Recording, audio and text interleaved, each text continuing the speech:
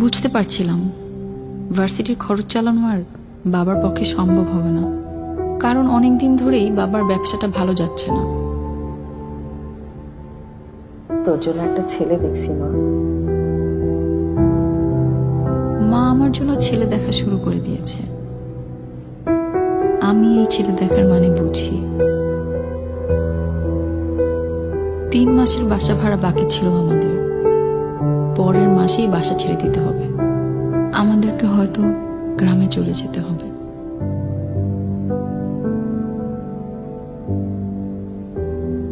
বাবার কাছে জানতে চেয়েছিলাম পরের সেমিস্টার পর্যন্ত আমরা চলতে পারবো কিনা।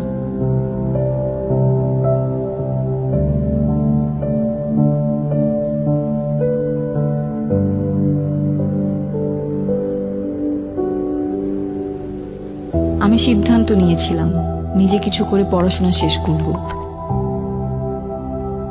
ফাইবারে একটা অ্যাকাউন্ট খুলে অনলাইনে ইউএক্স ডিজাইনের কাজ শেখা শুরু করি।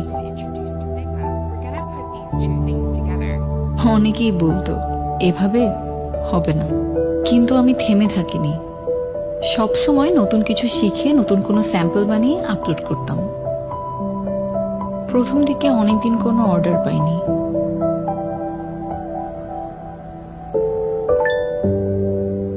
হঠাৎ একদিন একটা অর্ডারও পেয়ে যায়। এত এক্সাইটেড ছিলাম যে সারা রাত কাজ করে সকালে ডেলিভারি দিয়ে দিয়েছিলাম। প্রথম কাজের পেমেন্ট উইথড্র করে অনলাইনে বাজার অর্ডার করেছিলাম। মা তো দরজা খুলেই অবাক।